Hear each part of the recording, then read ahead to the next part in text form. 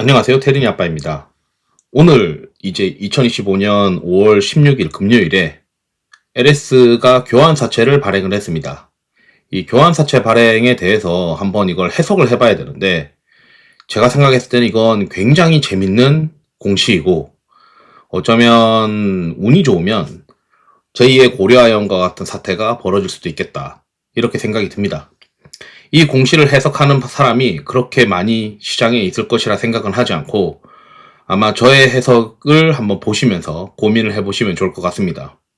우선 이게 경영권 분쟁으로 격화되는지 안 되는지 그런 거를 넘어서서, 우선은 회사의 이 기본적인 펀더멘털이 좋냐 안 좋냐 이런 것부터 체크를 해야 됩니다. 그래서 지난번 영상에서는 이 회사가 살만한 요인들이 있는데, 거기에 경영권 분쟁이라고 하는 콜옵션이 붙어있는 재밌는 기업이다 라고 이제 설명을 했어요. 그런데 이번 교환사채 발행은 생각보다 이 경영권 분쟁에 대해서 가능성을 좀 더 높이는 어떤 이야기가 될 것 같다라고 생각이 듭니다. 제가 가지고 있는 뭐 엑셀 데이터나 이런 것들은 멤버십 회원분들한테 공유를 해드리고 있고, 카페라떼 이상 회원분들은 그 텔레그램 채널에도 참여가 가능합니다. 우선 다시 한번 리마인드 하기 위해서, 기본적으로 이제 수급이 비어져 있다. 수급이 비어져 있고 추세가 상승 중이고 최근 1분기 실적이 어닝 서프라이즈 난 기업입니다. LS 일렉은 서프가 안 났지만 LS는 서프가 났어요. 전선 때문이죠. 그리고 1분기, 2분기, 3분기로 넘어가면서부터 2분기 때는 이제 LS 전선이 미국 버지니아 해적 케이블 공장에 착공을 합니다. 그리고 LS 일렉트릭은 북미 빅테크 데이터 센터형 배전반 납품을 본격화하기 때문에 LS 일렉트릭도 1분기보다 2분기 좋을 거예요. 그럼 연결로 LS 지주세가 좋아지겠죠. 그리고 3분기쯤 되면은 북미 전력 케이블 및 부스덕트 매출이 증가하는 흐름으로 들어갑니다. 그래서 LS가 올해 이제 꽤 좋다. 그리고 수주 잔고도 보면은 LS가 단계적으로 올라갑니다. 그래서 LS의 펀더멘털이 좋은데, 여기에 밸류도 그렇게 비싸지 않습니다. 비상장 지주사가 그렇게 많은데도 불구하고 이 회사가 보시게 되면 비상장 지주사는 더블 카운팅 이슈가 제한적이기 때문에 없기 때문에 LS 전선에 대한 기업 가치를 온전히 이제 반영을 해줘야 되는데, 아직도 밸류에이션이 PBR이 1배가 안 됩니다. 그래서 이 회사의 경영권을 가져올 수 있다고 한다면 공격을 해볼 만한 회사가 되는 거죠. 그래서 공격수들 입장에서는 이 회사가 꽤 괜찮은 회사입니다. 다만 이제 사모펀드나 이런 데는 SI가 있어야 되는데, 그 SI가 지금 이번에는 호반이 되는 어떤 그런 그림인 것 같습니다. 그래서 호반이 공격을 하고 있는 거죠. 그래서 공시를 보시게 되면 3% 이상 취득을 했다라고 되어 있었어요. 그래서 지난번 제가 영상에서는 LS의 그 분기 보고서나 이런 거를 보게 되면 임원들의 어떤 임기 만료가 2026년 3월까지 굉장히 많이 있다.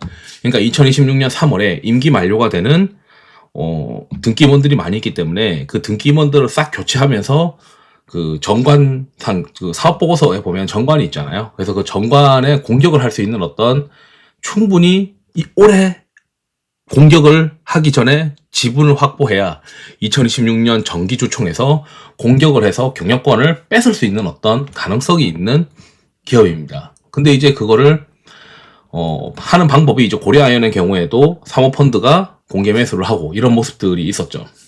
호반이 얼마나 돈이 있는지는 모르겠는데 공개 매수를 통해서 LS를 뺏을 어떤 가능성도 있고, 한진칼도 지금 노리고 있고, 그래서 어쨌든 회사가 뭔가 자금이 있으니까 그 자금을 가지고 뭔가 노력을 하고 있는 것 같습니다.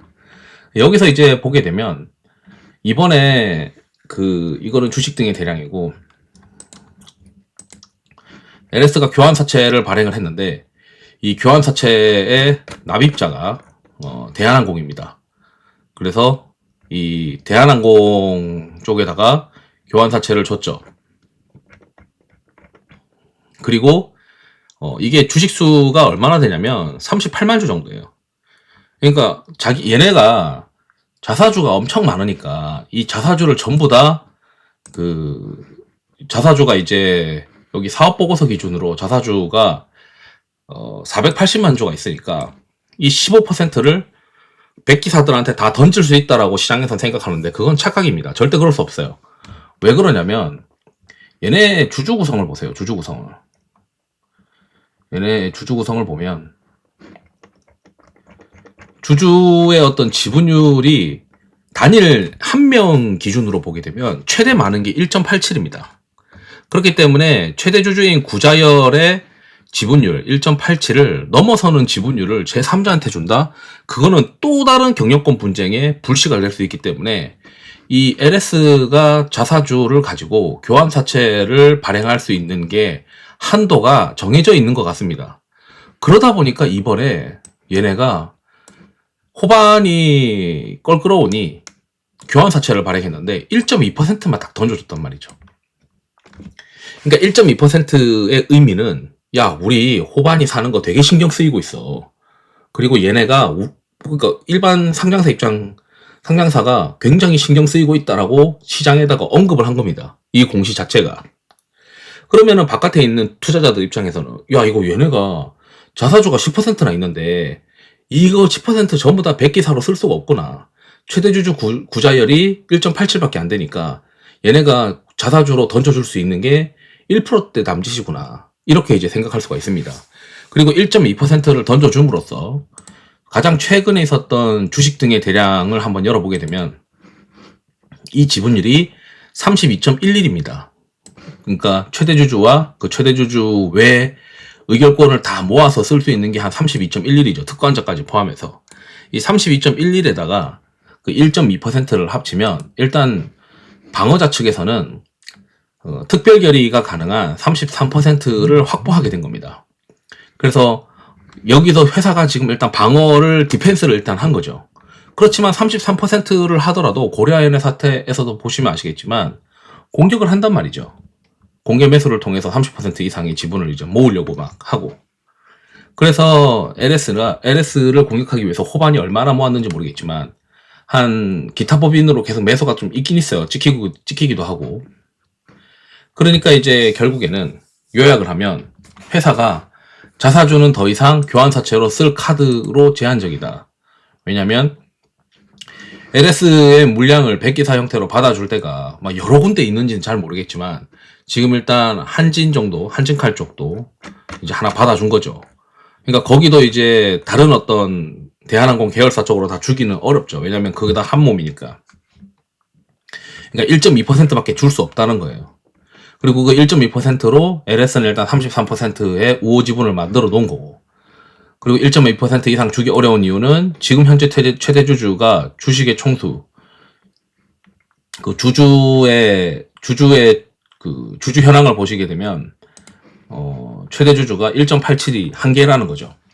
그리고 호반 입장에서는 만약에 MBK 파트너스가 공개 매수를 하고 그 공개 매수에 대한 명분 그리고 그 향후 이제 의결권 전쟁까지 하게 됐을 때 이 호반건설이 해볼 만한 이슈가 있습니다. 왜냐면 LS의 회장은 최근에 밸류 다운과 관련된 어떤 코멘트를 시장에다가 한 적이 있단 말이죠.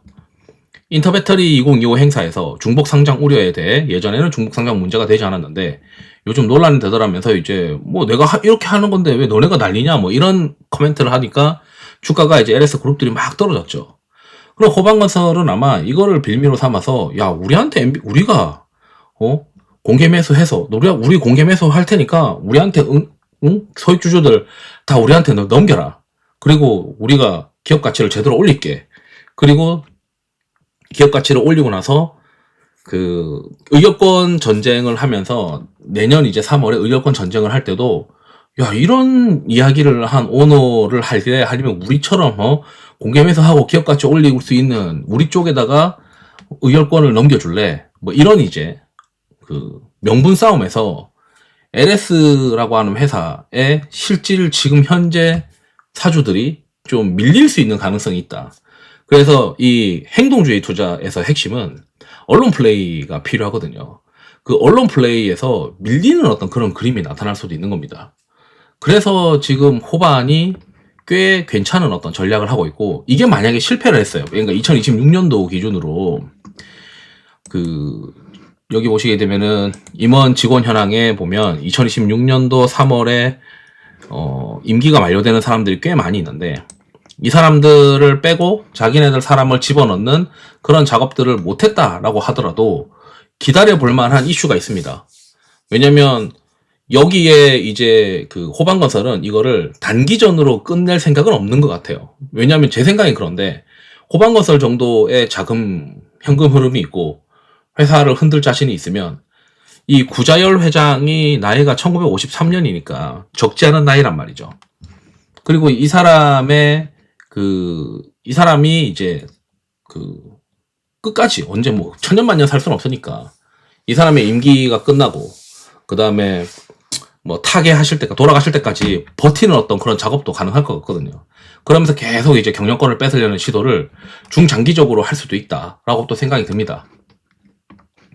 그래서 아주 이제 흥미롭게도 LS와 이 대한항공 교환사채 발행은 결국 이제 이 과거 한진칼과 얼마 전이죠.